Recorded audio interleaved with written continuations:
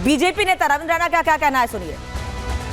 दुश्मनों ने, मानवता के दुश्मनों ने एक बार फिर कश्मीर को लहूलुहान किया है।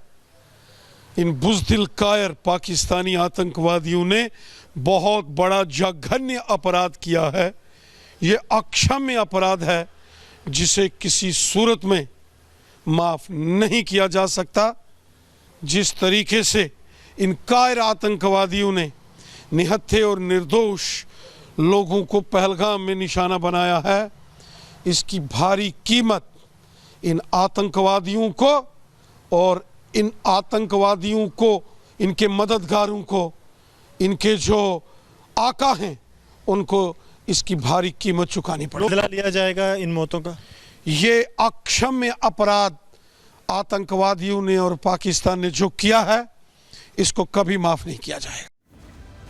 और अब आपके मन में सवाल यही होगा कि आखिर पहलगाम को क्यों चुना गया है, पहलगाम में लोगों पर हमला क्यों किया गया है, ये भी आपको बता देती हूँ। टूरिस्ट प्लेस है, यहाँ पर ज्यादातर गैर कश्मीरी आते हैं, इसीलिए लोगों का धर्म पूछकर उनको मारा गया है। देश के अलग अलग हिस्सों के पर्यटक यहाँ पर आते हैं, देश के अलावा विदेशी पर्यटक भी बड़ी संख्या में यहाँ पर पहुंचते हैं। ऐसे में गैर कश्मीरियों को निशाना बनाना इनके लिए आसान था, इसीलिए धर्म पूछा गया और फिर गोली चला दी गई। पहलगाम का टूरिस्ट प्लेस ऊपरी इलाके में है, यहाँ क्यूआरटी टीम को पहुंचने में ज्यादा समय लगेगा, क्योंकि बताया जा रहा है कि ये थोड़ा पहाड़ी इलाका है, ऊपर पहुंचने में 2 से 3 घंटे का समय लगता है, इसीलिए यहाँ पर ताबड़तोड़ फायरिंग की गई। ऐसे में आतंकियों को भागने के लिए भी समय मिल गया। जब तक वहां पर सुरक्षा बल पहुंचते, तब तक आतंकियों को भागने का समय भी मिल गया। यही वजह है कि पहलगाम के इस टूरिस्ट प्लेस को हमले के लिए चुना गया था और यहां बहुत बड़ी संख्या में लोगों पर गोलीबारी की गई है। हम लगातार आपको अपडेट दे रहे हैं और बता रहे हैं कि किस तरीके से बहुत बड़ी संख्या में चारों तरफ से घेर कर 6 आतंकियों ने लोगों पर हमले किए,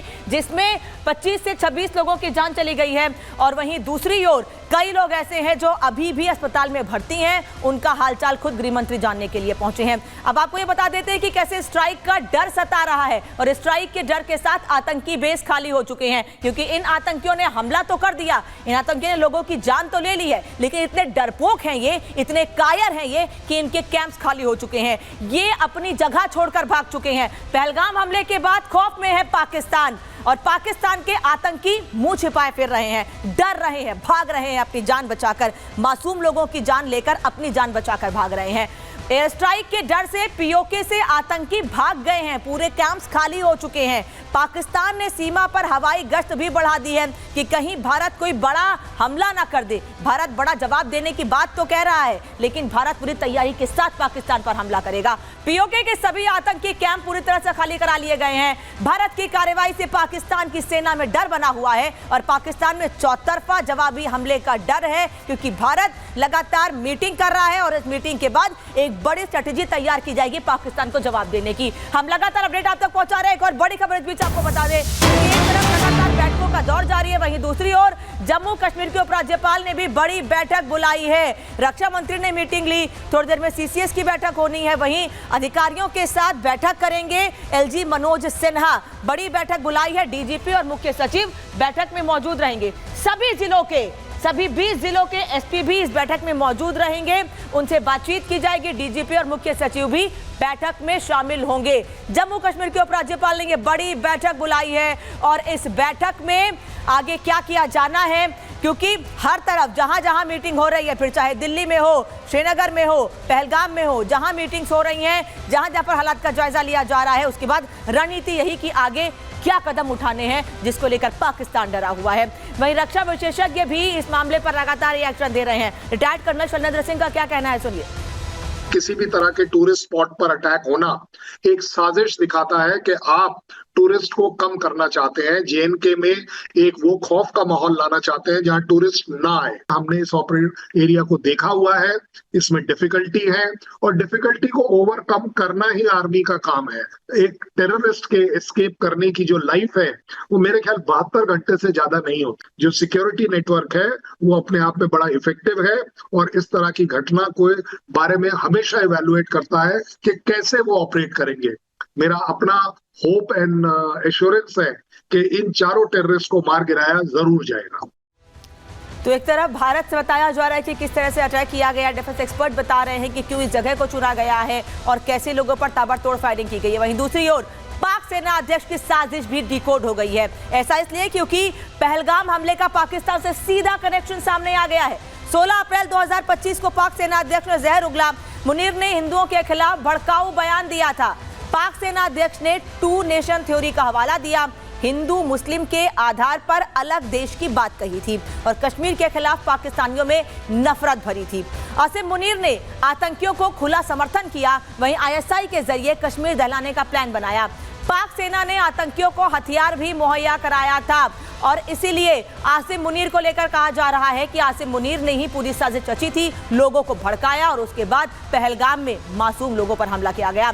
आसिम मुनीर ने कहा क्या था, कैसे लोगों को भड़काया था, सुन लीजिए। Others they thought that we are different from the Hindus in every possible aspect of life. Our religion is different, our customs are different, our traditions are different, our thoughts are different, our ambitions are different. That was the foundation of the 2-nation theory that was laid there. That we are 2 nations, we are not 1 nation.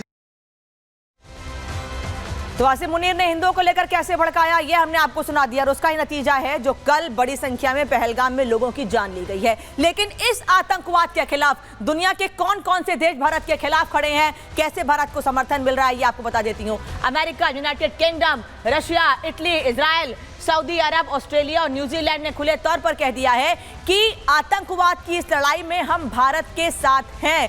कई राष्ट्रों के राष्ट्राध्यक्षों ने प्रधानमंत्री से भी phone पर बातचीत की है। कई लोगों ने सोशल मीडिया पर यह कहा है कि इस तरह के आतंकवाद को बर्दाश्त नहीं किया जाएगा और जैसे लोगों की जान ली गई है, जैसे आतंकवाद का शिकार लोग हुए हैं, उस मामले में हम भारत के साथ हैं। इन सभी देशों ने खुले तौर पर आतंकवाद को लेकर भारत का समर्थन किया है। वहीं दूसरी ओर देश से लगातार आवाज उठ रही है, तो कई लोग ऐसे हैं जो अभी भी अपनी राजनीतिक रोटियां सेक रहे हैं। कैसे राजनीतिक रिएक्शन सामने आ रहे हैं, सुनिए। आज अगर किसी मिलिटेंट ने ये पूछा है तुम्हारा मजहब क्या है और मजहब पूछ के उसको मार दिया है, तो उसका मतलब है पाकिस्तान स्पॉन्सर्ड मिलिटेंट्स ने आज हमारे इंसानियत पर और हमारी कश्मीरियत पर वार किया है।